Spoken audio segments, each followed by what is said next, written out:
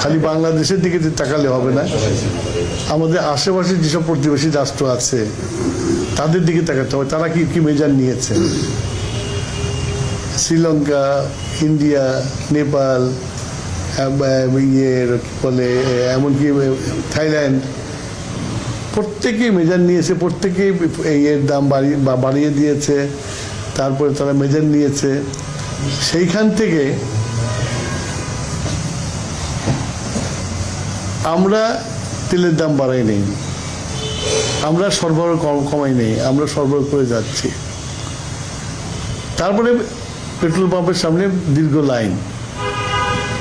তো ভাবছি এখানে প্রত্যেকেই কোঅপারেট করতে হবে। আমিও মানে জনগণের কাছে এবং যারা নাকি গাড়ি চালায় তাদের কাছে আমার একটা আহ্বান থাকবে যে আপনারা প্রয়োজনের বেশি তেল নিয়েন না। আমরা তেল সরবরাহ করছি এবং সরবরাহ করে যাব, আমরা যতক্ষণ পারবো আমরা চেষ্টা করে যাব। আমরা সেইখানে গত বছর থেকে কিন্তু এই বছর আমরা 25% বেশি তেল সরবরাহ করছি। গত 2 দিন, ঈদের দিন আর ঈদের পরের দিন সরকারি ছুটি ছিল, আমাদের যে ডিপোগুলো আছে ডিপোগুলো বন্ধ ছিল, সেই জন্য তেল সরবরাহ করা হয়নি। আজকে সকাল থেকে আবার ডিপোগুলো চালু হয়ে গেছে, তেল আসছে, তেল পাবে, পেট্রোল পাম্পে তেল পাবে। এগুলো নিয়ে মানে এই লাইন দেওয়ার প্রয়োজন আছে বলে মনে করি না। আমি সরকারের পক্ষ থেকে জনগণের কাছে আহ্বান জানাবো যে আপনারা প্যানিক হবেন না এবং আপনার প্রয়োজনের বেশি তেল ক্রয় করেন না।